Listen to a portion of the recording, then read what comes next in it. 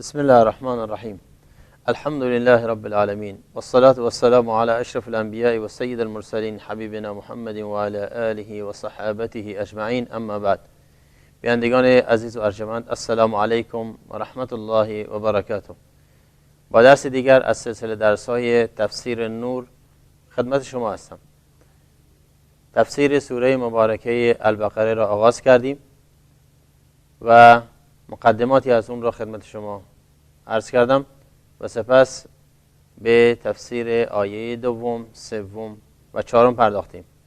این آیاتی که در آن وصف متقین و پرهیزگاران است یا خداپرستانی است و موحدانی است که خداوند دوست داره این گونه باشند تا اینکه بر راه راست حرکت کنند. ادامه این مبحث، نتیجه این کار در دنیا و در آخرت، آیه 5 هست که تکمیل این مقوله میکنه و تکمیل این مبحث میکنه از حرفمون و اون صنف اول و گروه اولی است که قرآن اونها رو معرفی کرده و همونهایی هستن که از قرآن و از هدایت قرآن و نور قرآن بهره مند میشن.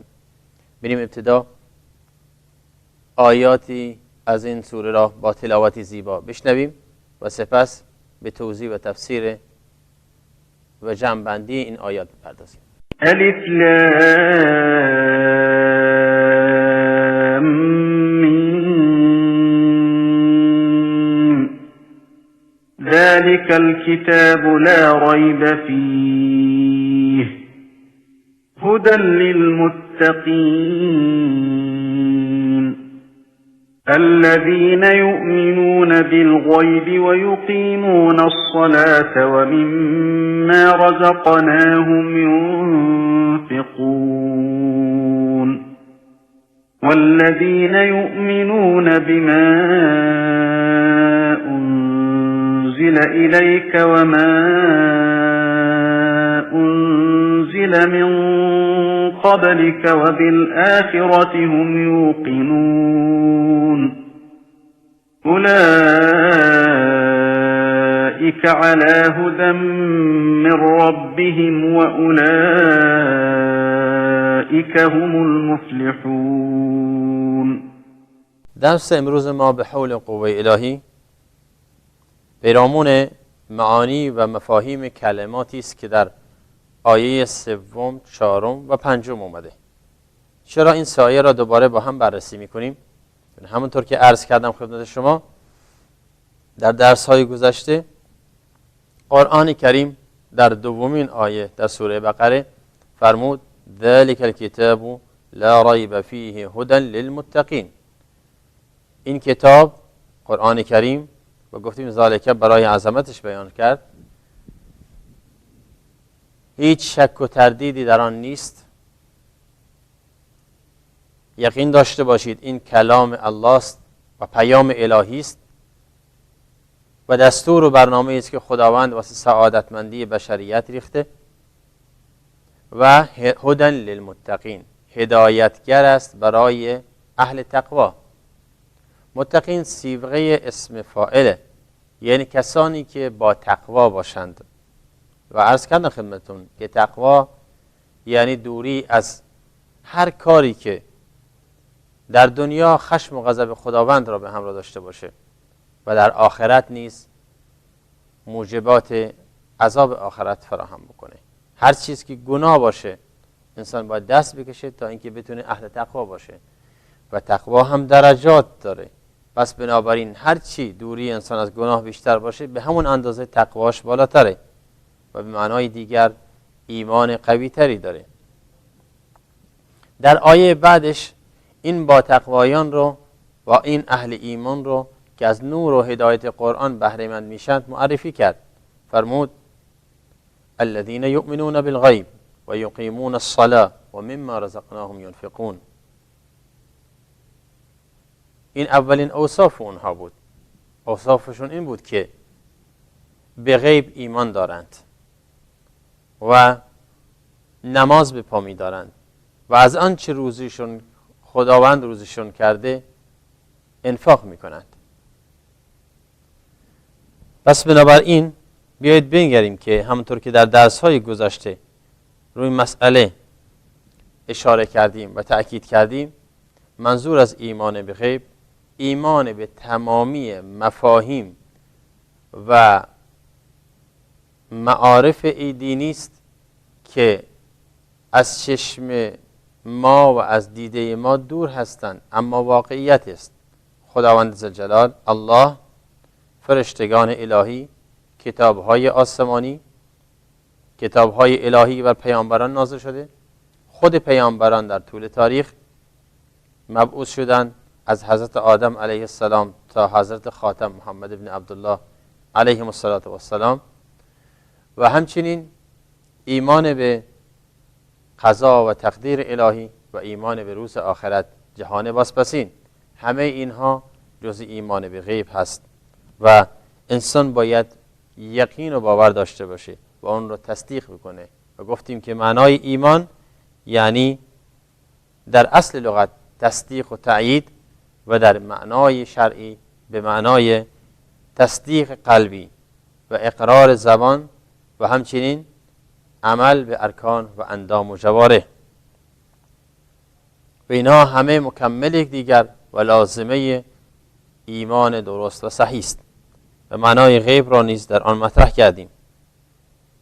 اما در مورد اقامه نماز این را هم باز جمع‌بندی کنیم که اهل تقوا سعی می‌کنند نمازشان را، آن عبادت مخصوصی که خداوند عزوجل از بندگانش خواسته برای ادای شکرانه و ایجاد صله و ارتباط او با خدایش در بین بندگان در شبانه روز باشه، به پا بدارد، نه که بخونه فقط. بعد گفتیم که لازمه اقامه این است که انسان علاوه بر به جا آوردن شرایط استمرار و دوام و بقا داشته باشه. بین معنا که والذین هم علی صلاتهم یحافظون، از صفات فلاح و رستگاری و اهل ایمان هستند که بر نمازشان محافظت میکنند. والذین هم علی صلاتهم دائمون، در آیه دیگه همیشگی هستند، مستمرند، نمازشون رو ترک نمی کنند یا پشت سر نمیگذارند و به خاطر مشغولیت ها یا بهانه ها اون را رعا نمی کنند. پس بنابراین همیشه بر نمازشون مستمر و مدام هستند. کتاب الله کتاب الله کتاب الله.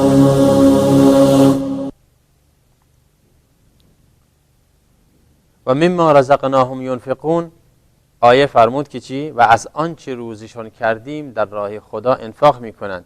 و دانستیم که منظور از روزی هر چیزی است که خداوند نصیب انسان بکنه، کم باشه یا زیاد. و از آنچه خداوند فرمود مما و من تبعید است، بعضی از اون چیزهایی که نصیبشون کردیم. خداوند خیلی چیزها نصیب انسان میکنه و خیلی مال ثروت به انسان میده، در طول زندگیش چقدر میخوره، میپوشه، صرف میکنه، هزینه میکنه. خداوند میخواد یه جزئی از این هزینه هایی که به دست ما میرسه، با عقلی که خداوند بهمون داده، با قدرتی که خداوند بهمون داده، با توانی که خداوند برامون مقرر کرده تا اینکه از اون استفاده کنیم برای کسب و زندگی و امرار معاش، با این خواسته ها و توانهایی که خداوند برای ما مقرر کرده، خواسته جزئی از این درآمدها هزینه کنیم واسه کسانی که خداوند اونها را پایین تر از ما قرارش داده، نیازمندند، محتاجند. فعلا دستشون، چشمشون به دستهای ما دوخته است که ما بیشتر از اونها داریم. پس بنابراین همونطور که عرض کردم خدمتتون، خداوند از صفت بارز و خیلی واضح و آشکار، و این را بارها در قرآن انشاءالله با هم مرور خواهیم کرد که در سوره بقره چقدر خواهیم خوند اجر و فضیلت انفاق در راه خدا، بذل و بخشش در راه خدا، صدقه دادن در راه خدا. در سوره آل عمران، سوره مائده، در تمام آیات قرآن، سوره های قرآن، این آیات برای صدقه دادن و انفاق کردن و بذل و بخشش کردن، برای رسیدن به رضای خدا و برای برطرف کردن نیازمندی های افراد مستحق جامعه ما میخونیم و قرآن و سنت ما رو تشویق کردن. در روایتی خیلی زیبا میخوانیم که رسول اکرم صلی الله علیه وسلم فرمود هر صبحگاه خداوند 2 فرشته رو مأمور میکنه. هر صبحگاه خداوند 2 فرشته رو مأمور میکنه، به یکی از اونها دستور میده این دعا بخون، دعا اینه، به دیگری دعای دیگر. یکی از اونها دعا میکنه که اللهم اعط منفقا خلفا و دیگری میگه اللهم اعط ممسکا تلفا. معنای این دعا چیست؟ این یکی دعا میکنه بارالها هر کی انفاق کرد به جاش بهش بده. اونی که در راه تو انفاق میکنه، بذل و بخشش میکنه، خدایا در روزی رو سرش زیاد کن، جایگزینش کن اونچه که در راه تو میده. و دیگری دعا میکنه اون که بخیلی به خرج میده، بخل به خرج میده، امساک به خرج میده و بذل و بخشش نمیکنه را مالش تلف کن و از بین ببر. این دعای زیبا ما رو تشویق میکنه به انفاق در راه خدا. و ما آیه‌ای داریم در قرآن کریم در سوره دیگه میخوانیم که خداوند عزوجل میفرماید کسانی که انفاق میکنند ما در دنیا به اون میدیم و هیچ چیز از اون کم نمی کنیم. و ما انفقتم من شیء فهو یخلفه و هو خیر الرازقین. این آیه ابن کثیر رحمت الله علیه و بقیه مفسرین میفرمایند که درباره کسانی است که در دنیا انفاق میکنند پاداششون در این دنیا دوباره میگیرند. یعنی اون که جواد هست، بخشنده است، کریم هست، دست عطا و بخشش بر سر مردم داره، این گاهی انتظار فقر و نیازمندی نباید داشته باشه، چون خداوند وعده داده که اگر به خاطر من بذل بخشش کردی خدا بهت میده. و ما انفقتم من شیء فهو یخلفه. آنچه که هر چیزی که باشه، من شیء نکره است و شامل هر چیز، کم باشه یا زیاد. و ما انفقتم و هر چی انفاق کردید از هر چی میخواد باشه فهو یخلفه. پس این خداست، الله است که چیکار میکنه؟ جایگزینش میکنه. نگرانش نباشید. پس بنابراین دعوت به انفاق دعوت به یکی از بهترین صفت‌هایی است که همه انسان‌های رو زمین اون رو دوست دارن: کرم، جود، بذل و بخشش. و این نشانه ایمانه، نشانه تقواست. چرا؟ چون وقتی خداوند به ما داده و به دیگری نداده، معناش اینه که میخواد ما را آزمایش بکنه. خداوند به ما میگه حالا که بهت دادم جزئی از اون مالک را بده به اون کسی که بهش ندادم. اگر ما به مقتضای ایمانمون عمل کردیم و میدیم خداوند چیزی بخیل نیست، میخواد به اونم میده، ولی به ما داده تا ما را آزمایش بکنه، یا به اون نداده تا اونم آزمایش بکنه با صبرش، ولی از ما میخواد، میگه بدید بهش، اونو به حال خودش رها نکنید. اینجا ایمان محک میزنه که واقعا به همین خاطر به هر بذل و بخششی در راه خدا گفته شده صدقه. میدونید چرا؟ چون ایمان ما را تصدیق میکنه و در مقابلش اجر میگیریم. هر بذل و بخششی صدقه است، از زکات فریضه گرفته تا بقیه نوافل مستحبات. چون بعضی وقتاست یه صدقه واجبه میشه میگن زکات. خداوند عزوجل در سوره البراءه یا سوره توبه به پیامبرش اینطور خطاب میکنه: خذ من اموالهم صدقه تطهرهم و تزکیهم بها و صل علیهم. ای پیامبر از اونهایی که ثروتشو دارن زکاتو بگیر. خذ من اموالهم، از اموالشون صدقه بگیر. منظور صدقه به اتفاق مفسرین در این آیه زکات فریضه است، واجبه که پیامبر مأموریت دارد از کیا بگیره؟ از ثروتمندان بگیره و بین فقرا تقسیمشون کنه، نه اینکه خودش بخوره. پیامبر صلی الله علیه و سلم دستور دارد، از خداوند مأمور هست زکات را از ثروتمندان بگیره و بین فقرا تقسیمش بکنه.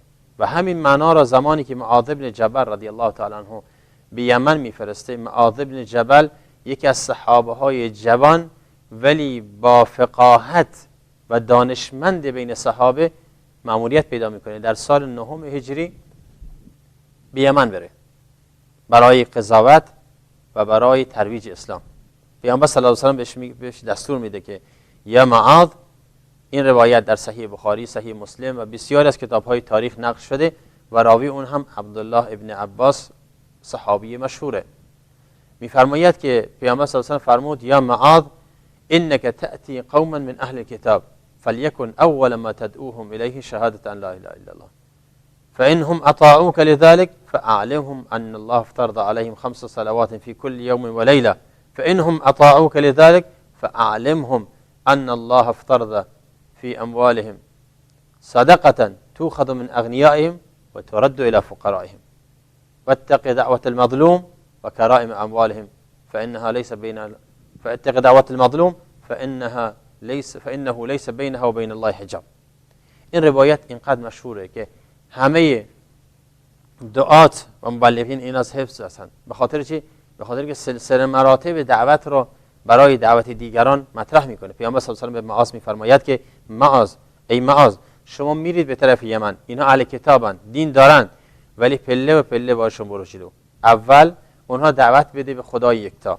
اگر در اینجا با هم اتفاق کردید، پذیرفتن شهادت یکتایی خداوند و رسالت پیامبر دادن، پس اونها را آگاه بکن که 5 نماز فریضه در شب و روز باید بخونن. اگر این هم پذیرفتن، بهشون اطلاع بده که در اموالشون زکاتی است که از اغنیایشون گرفته میشه، به فقرایشون، بین فقرایشون توزیع میشه، یا بین فقرایشون توزیع میشه یا به فقرایشون برگردانده میشه. اینطور دقیقاً میگیم. و از این روایت فهمیده میشه که تو خذ من اغنیائهم و ترد الی فقرائهم، یعنی که اولا اینه که هر غنی و ثروتمندی، هر زکات دهنده ابتدا زکاتش رو در همون جامعه‌ای صرف کنه که زندگی میکنه و درآمد داره، چون اونها نیازمندتر از دیگران هستن. پس بنابراین میخواستم به این نکته برسیم که هر شخصی مأموریت جمع آوری زکات پیدا میکنه، عالم باشد نباشه، مهم اینه که این مأموریت به این منزله است که زکات را باید از ثروتمند گرفت و سپس به فقرا و ایتام و مساکین و محتاجین تقسیم کرد، اونه که نیازمنده. كتاب الله كتاب الله. و از این جانبه که ما میدونیم این فضائل چطوری دور هم دیگه اسلام جمعش کرده، به عنوان بارزترین و مشخصترین صفات اهل تقوا قرارش داده. ایمان به غیب و لازمه این ایمان به پاداشتن نماز و پشت سر نماز انفاق در راه خداوند. و اینها یک مراحلی را واسه انسان برای حفظ معنویت و برای حفظ جامعه سالم و تندرست و دور از هر نیکی و کدورت فراهم میکنه. آیه بعد، آیه 4 به ما میگه که والذین یؤمنون بالغیب والذین یؤمنون بما انزل الیک و ما انزل من قبلک و بالآخرة هم یوقنون. این آیه چی میخواد بگه؟ الذین یؤمنون بما انزل الیک، اینها همان کسانی هستند که ایمان می آورند به ما انزل الیک، به آنچه بر تو نازل شده، یعنی قرآن. آنچه بر پیامبر صلی الله علیه و سلم نازل شده چیه؟ قرآنه، همین کتاب مقدسی که الان شروع کردیم به خوندنش.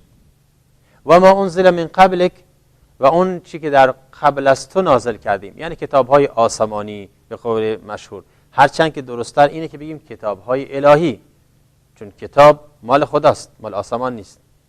آسمان مخلوقه اما خدا مخلوق نیست.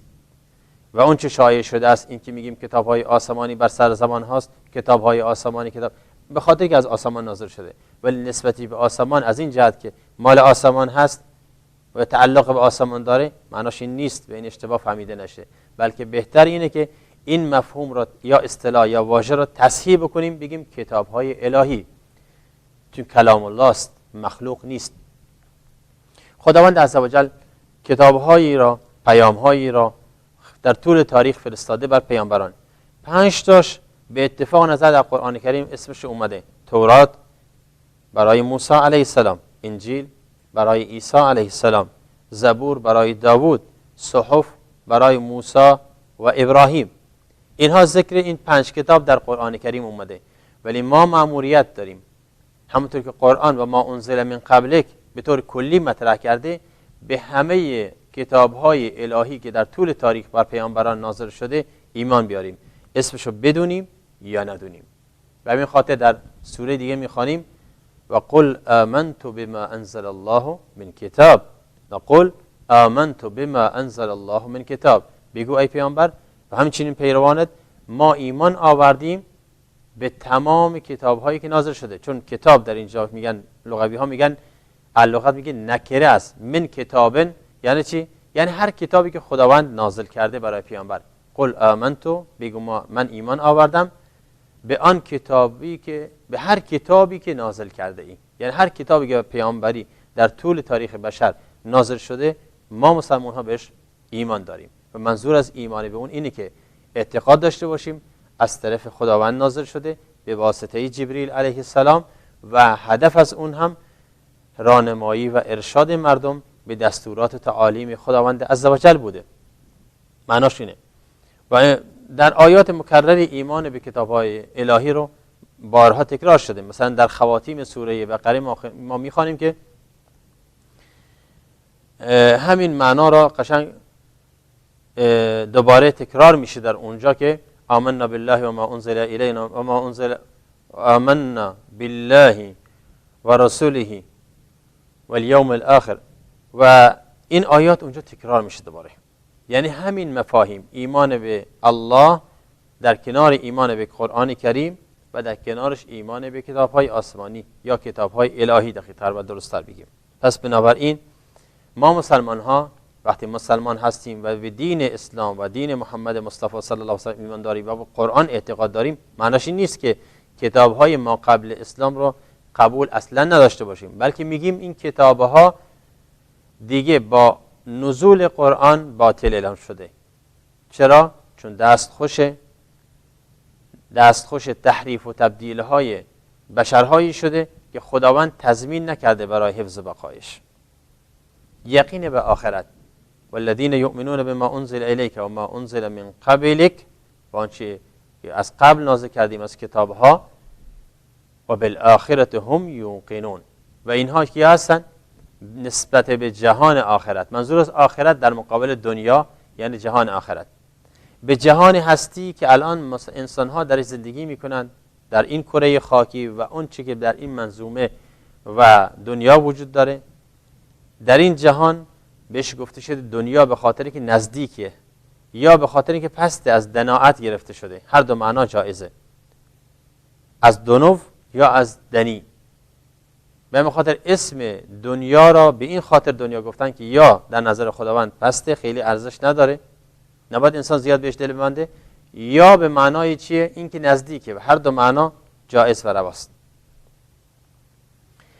اما جهان آخرت نسبت به دنیا که نزدیک هست، آخرتی هست که دوره، و اون جهان آخرته، جهان بازپسینه، جهانی است که از مرگ انسان شروع میشه.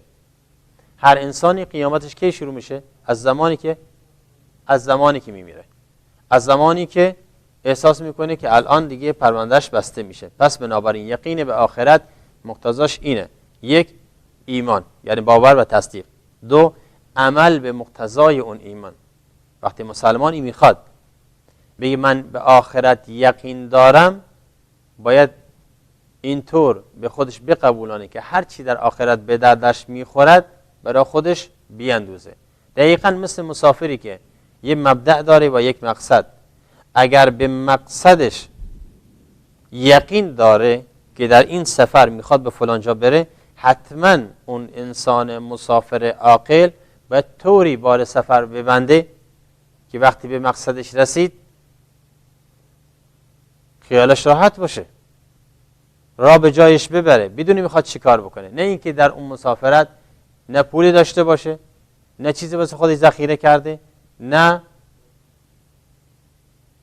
مسکن و مأوایی داره و نه دوست و آشنایی.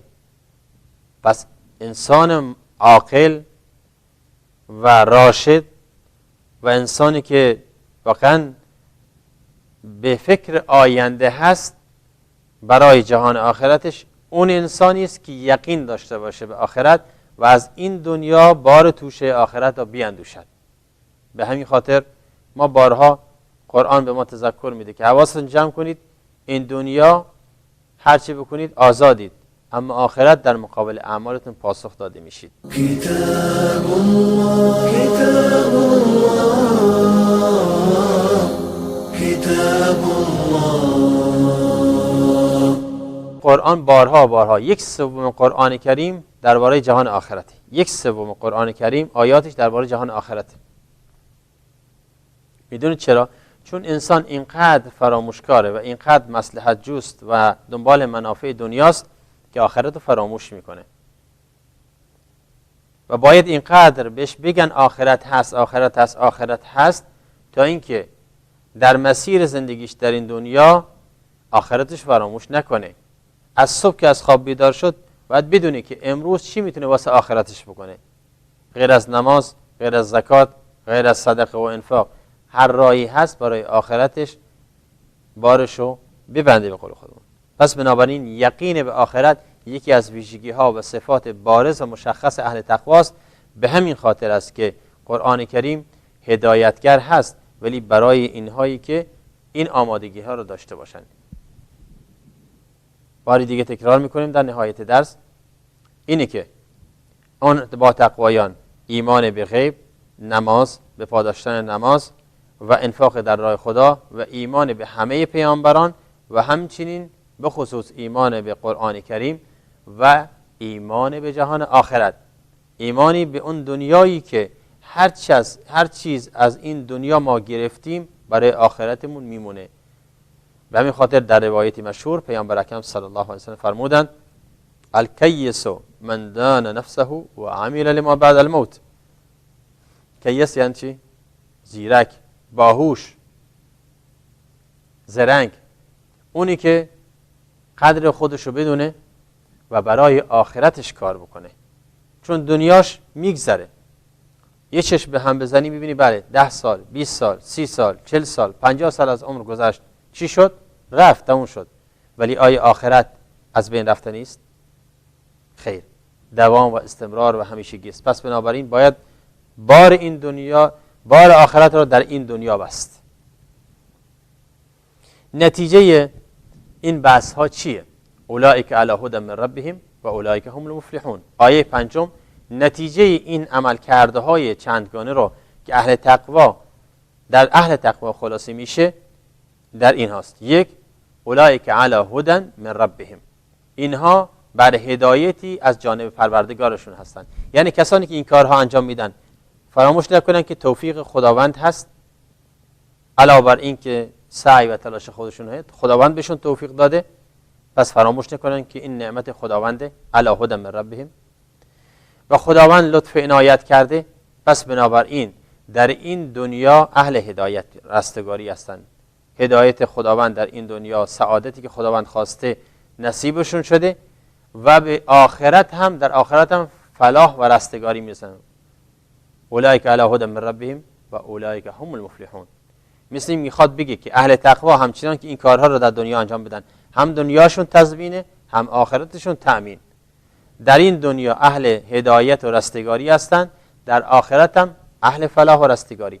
هدا و فلاح هر دو یک معنا میدن، ولی با یک تفاوت خیلی زیبا. هدا به منزله روشنگری است، تقواست، نور است، سعادت که انسان در دنیا بتونه با اون نور و اون بصیرت چگونه دنیا را بشناسه، بر چی مفهومی دنیا را بشناسه و چطور در این دنیا زندگی کنه. در حالی که آخرت چیه؟ آخرت مثل کشاورزیه که هرچی اینجا کاشته اونجا درو میکنه. به همین خاطر به کشاورز میگن فلاح. ببینید فلاح یعنی چی؟ یعنی دانه‌ای که کاشته در دل خاک، دانه‌ای که میخواد سبز بشه از بره بگه در دل خاک میکاره و وقتی که سر زد خوشحال میشه انسان، نتیجه کارشو دیده.